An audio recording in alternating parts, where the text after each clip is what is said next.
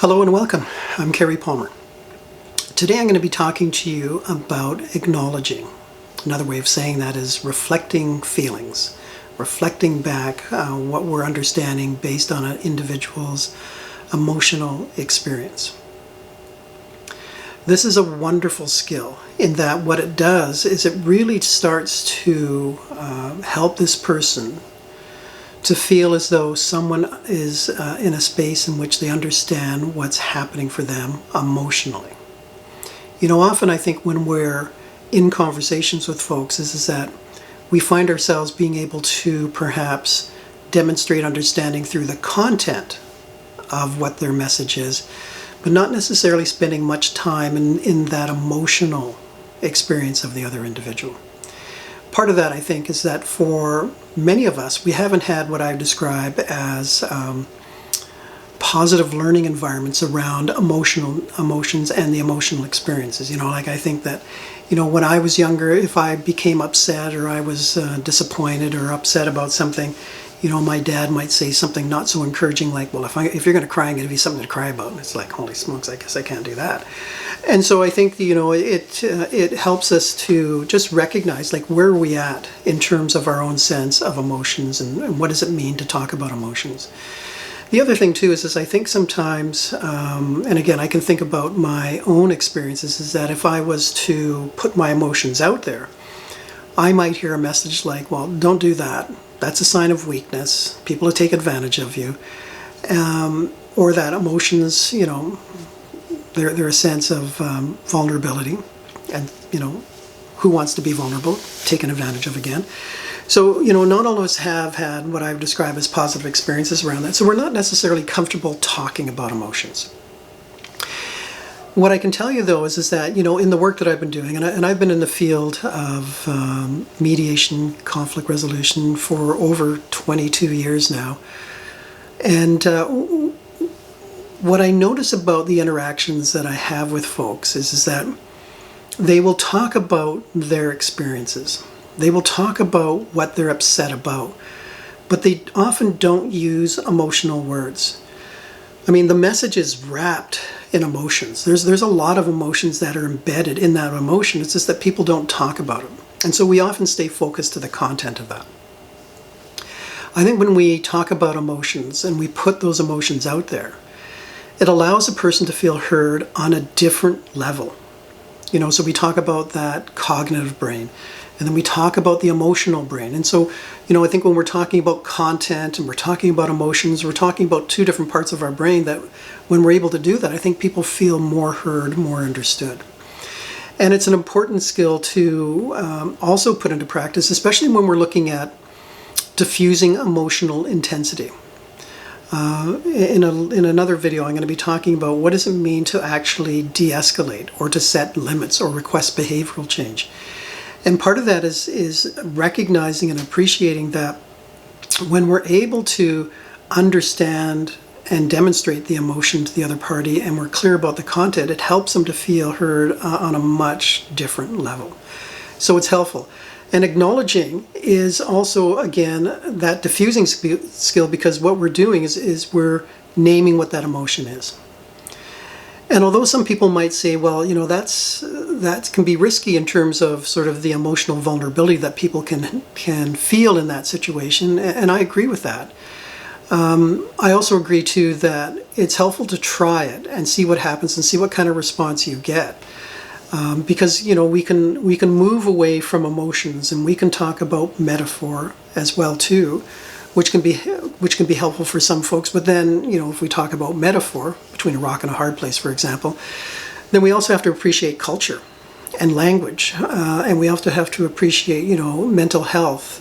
And so those metaphors may not resonate at all for folks, and in fact, it can be even more confusing. What do you mean between a rock and a hard place? It doesn't make any sense. So the idea here of acknowledging, I'll talk about it in two different components. One is just being able to say to someone, in terms of what they're expressing to you, is something like, I can hear that you're upset. I can hear that you're disappointed. I can hear your frustration. Because what we're doing is we're just naming the emotion and nothing more.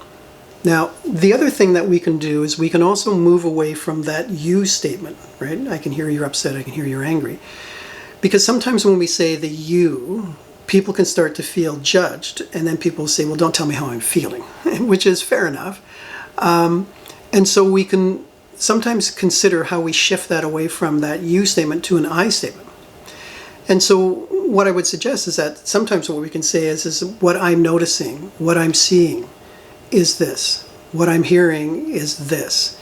And so I'm filtering it through me, not saying that's how that person is. And so that sort of distancing can be helpful for people. The other way that we can also acknowledge emotions is being able to acknowledge it related to the process or the situation. So we're moving it completely away from the other individual. And now we're saying something like, I can certainly appreciate, I can certainly hear how frustrating the process has been for you. I can certainly hear the disappointment you have in terms of how decisions are made, right? So, it's looking at what the process is, what the situation is, and now we're distancing ourselves from it, but we're also distancing the individual in terms of not naming them around the emotional experience. So we can do it in a number of different ways. The other thing is related to acknowledging is that it's a wonderful skill in terms of de-escalating. Now, with this, all that and again, acknowledging, reflecting emotions, different people talk about it different ways, is that what I'm suggesting here is that when someone's emotionally starting to escalate, is what I find helpful is to say something like, I can certainly hear the frustration, full stop, nothing else. And now they give me more information, and then I can say something like, and it's been really upsetting in terms of the process. Stop. They say something else, and then I can say, I frustration here. I can hear the disappointment. I can hear how confusing it's been. And so I'm just naming emotions and full stops, nothing more. Because I don't want to overwhelm them with information. I don't want to take it away from where they're at right now. And by just naming emotions and just putting it out there in terms of this is what it is, and allows them more space to say more about that, it helps that emotional brain. It also helps cognitively, and all that they're doing is just giving me more and more information. I'm not adding anything else to it. I'm not getting curious at this point in time. All I want to do is to assess their emotional intensity, and by just doing that, acknowledging, they now start to say more. As they do that, it becomes more comforting for them in terms of just that discharge of emotion. And I think it allows them to be in a more effective place moving forward. Because again, people don't necessarily spend time in those emotional conversations because it can be uncomfortable. And if I start to get uncomfortable, and I'm getting uncomfortable because I'm talking about emotions that I feel uncomfortable about, then I start to challenge myself, and now I can start to get emotionally charged. So it's being able just to, again, consider the value of acknowledging. It's a simple skill, and at the same time, it's one that's not necessarily utilized because we may not have had experiences around just practicing or putting out emotions. Sometimes it's difficult enough for us to talk about our own emotions, and now we're going over there and asking them or identifying what we think their emotions are. Sometimes people will say, well, I'm concerned about if I get the emotion wrong, that they're going to get more upset. What I've found is that as long as I'm not outside of sort of the emotional territory that they're in, so mad, sad, glad, scared, surprised, disgust, if I'm outside of that, if I'm completely missing where they're at, then clearly I need to pay attention to my active listening because something's missing there. But often what I find is that people will say, well, no, it's not that. What it is this. I think that ability for us just to demonstrate that we are committed to wanting to understand and we're helping to support them, I think, again, it creates comfort for people. I often think of it as taking the emotional wind out of their sail because I'm not fighting against it. I'm just wanting to hear what that is. And often what I found in some of the mediations that I do when I'm in terms of pre-mediation is that it's not unusual that one of those individuals will say to me something like, you're the first person that's finally listened to what I've had to say. And acknowledging emotion is one of those tools that can help do that. The consideration around this, though, is also recognizing what is your emotional vocabulary. Because if this is something you don't necessarily practice, you may have a limited emotional list. One of the easiest ways to self-assess is to go to a search engine. I think it's called Emotional Wheel. Download that. It's a wheel with a whole bunch of pies and a whole bunch of different emotions. Or you could type in synonyms for anger, let's say, and then print off that list. And then with that list is to use a highlighter and highlight which words you actually honestly use. And don't be surprised if it isn't very robust. But then with a different colored highlighter, highlight the new word you want to add, put it on a post-it, keep it available, and now consciously start to think about incorporating that new emotional word into your conversations. And you'll be surprised that as you do that, it starts to embed itself. It starts to become more of your emotional vocabulary. And then when that's done, go back to the list, highlight a different word, write it on a post-it, start to add it again. You know, just talking about emotions doesn't mean that our emotional vocabulary expands. It's what are the strategies we do that actually allow that opportunity to take place. And then again, like other things that I've talked about, is listen for emotions. You know, you can be in a food court and you're just hearing conversations and noticing what people are saying or how they're saying it. Notice the body language of people. What might that emotion be? Listen to TV shows or podcasts or whatever sort of vehicle that you utilize in terms of entertainment.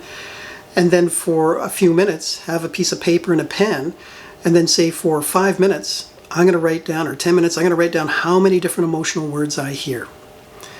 And then after that is look at your emotional list and see, are you using different ones? Are there similarities in a number of the emotions that you're writing down? And if there are, it tells you that there's opportunity to expand. And so, you know, take the moment to really start to settle into finding a way to be comfortable talking about emotions. Because when people feel heard and understood, being able to identify emotions is one of the nicest communication skills that we could incorporate in those conversations. People want to feel heard, people want to be understood, and when we start to identify those emotions, it can be helpful for people.